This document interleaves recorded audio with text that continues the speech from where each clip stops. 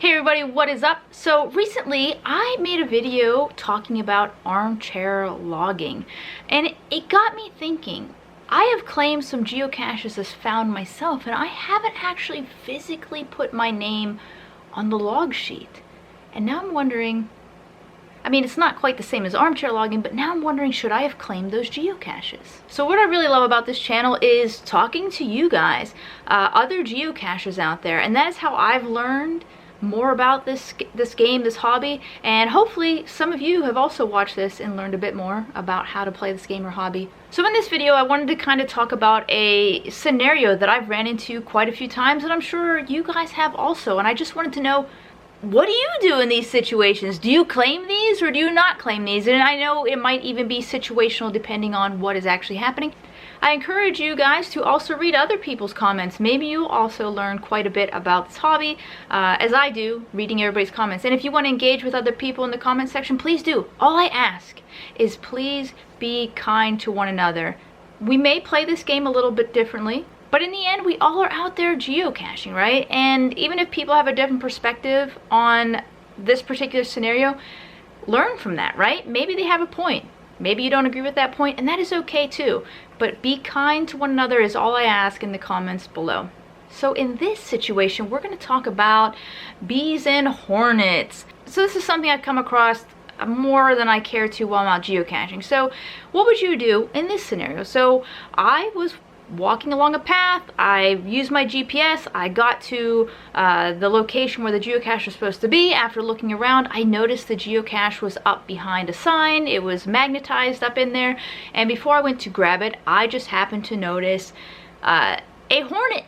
So this is an accurate depiction. That hornet was enormous, and it was wrapped around that geocache as if it was its own, and I just didn't want to challenge it for that geocache. I can't remember exactly what I did in this particular situation, but if I had to guess, I probably claimed it as a find. So I'm more than likely, when I logged the digital log part, I notated that I found the cache, but I wasn't going to touch it, and let them know about the situation about the hornet or bees or whatever the situation is. And I don't do that just for the cache owner, but I also, if anybody reads the logs from the previous finds, they'll see that too, so they know what to be prepared for when they go out there to find it.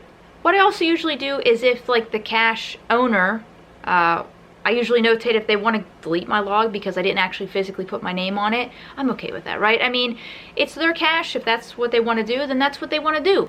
At the end of the day, for me, it was just about getting outside, and I'm not a big numbers person, so. Now, what would you do in that situation? Do you stick your hand up in there and just risk it? You don't care if you got stung? Do you not claim it at all? Are you much smarter than me and you remember to pack bee spray in your geocaching bag just for that particular situation? What do you guys do when this happens to you? Now look, I have been stung by plenty of wasps and still not a fan of it. Never seems to get easier. I hate it, in fact, and I didn't want to risk it. In fact, there was a situation where I got stung like on the inside of my nose, instantly batted away the wasp. This was the worst thing I've ever had. In fact, everything was burning instantly. My eye was watering. I couldn't see. Thank God I was just at home and I wasn't like out and about geocaching and having to walk back to my car or drive myself home. Because in fact, I can't remember which eye it was, but one of my eyes turned black and blue and swelled shut. You would have thought I got punched in the face and somebody gave me a black eye and my eyes was swelled shut. And this was from a sting. Later on, since this was back at the house, I was able to kind of go out and see the dead body of this wasp with my one good eye. And I don't know, to me it looked like a paper wasp, but I don't really know my wasps. So take it for what you will. Whatever it was the worst thing I've ever had. And to me, honestly, as great as that might be, some really cool content and funny content to look back on, I don't care. I don't want to risk not being able to see and my eye swelling shut from a wasp thing. And naturally, when I've been stung before, I've never had that kind of reaction. So that was a different breed there, whatever that was. Some other scenarios where I've ran into bees, you know, the old guardrail cache, you go to peek in there and there might be just lovely beehive nest in there. I just don't want to touch it. There's been times where I've lifted up a lamppost skirt, and same thing. There have been times where I've lifted up the lamppost skirt, got out the geocache, and when I went to return the cache, then they come out after me. And that is the worst, because I feel I'm obligated at this point to get that cache back in its home. Whew, so that is a bit tougher. Listen guys, I hate bees, I hate hornets, wasp, and all the above.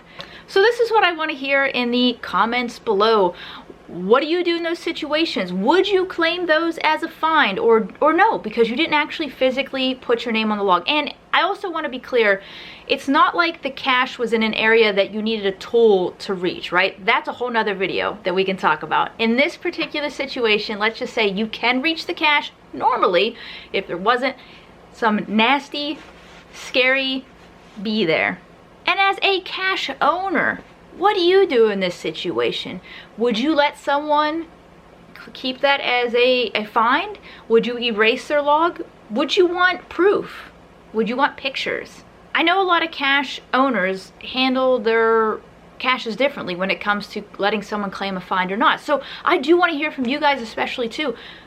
Would you let someone count it, or no, make them just erase it, tell them they can come back another time, even if they're out of town? Too bad, so sad.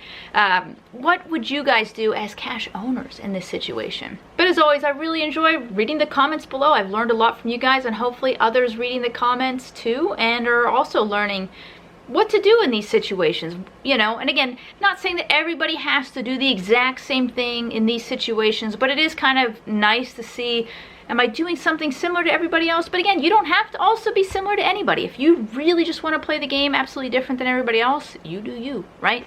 As long as you're not hurting anybody and you're out there having fun. Find or no find, what would you do? All right guys, and I'll catch you in the next one. Bye.